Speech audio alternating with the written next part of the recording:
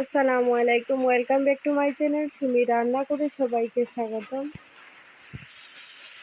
তো প্রতিদিনের মতো আজও নিয়ে এলাম নতুন একটা রেসিপি। আজ করব মুখরোচক একটা রেসিপি। তো আজ করব ম্যাগির রেসিপি। তো চলুন বন্ধুরা আজকে রেসিপিটি শেয়ার করা যাক। তো এখানে 2 প্যাকেট ম্যাগি নিয়ে নিয়েছি, এটাকে একটা ডিম দিয়ে রান্না করব। তো এখানে পেঁয়াজ কুচি, রসুন কুচি আর কাঁচা লঙ্কা নিয়ে এখানে ডিম একটা দিয়ে দিলাম। তারপর হলুদ কুচি আর লাল লঙ্কার গুঁড়ো দিয়ে ভালো করে এটাকে মাখিয়ে নিলাম। তো খুব ভালো করে এটাকে মাখিয়ে নেব। মাখানোটা একদম কমপ্লিট। এবার গরম তেলের মধ্যে দিয়ে দেবো যে ডিম দিয়ে মাখিয়ে রেখেছিলাম, সেটা অ্যাড করে দিয়ে খুব ভালো করে নাড়াচাড়া করে নেব। যতক্ষণ না পর্যন্ত একটা ব্রাউন কালার চলে আসছে ততক্ষণ পর্যন্ত ভালোভাবে নাড়াচাড়া করে নেব।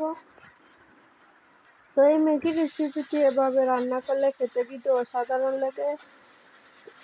তো আজ একদম অন্যরকম ম্যাগি করলাম।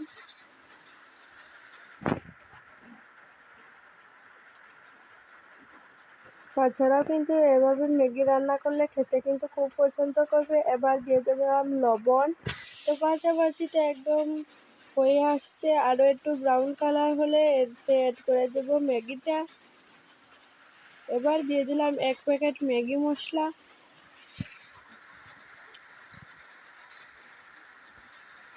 দিয়ে আবারও খুব ভালো করে নাড়াচাড়া করে নেব। দেখুন কীরকম একটা ব্রাউন কালার কিন্তু চলে আসছে। এবার দিয়ে দেবো ম্যাগিটা। তো ম্যাগিটাকে আমি আগে সেদ্ধ করিনি, ঠান্ডা জলে ভিজিয়ে রেখেছিলাম 1 মিনিটের মতো। তারপর রান্নাটা করে নিলাম। তারপর ম্যাগিটা দিয়ে খুব ভালো করে এটাকে নাড়াচাড়া করে নিলাম। তো চুলার আঁচটি একদম মিডিয়াম লোতে রেখে রান্নাটা করে নিলাম। এবার আগের আরেকটা ম্যাগির মশলা রয়ে গেছিলো, সেটা অ্যাড করে দিলাম।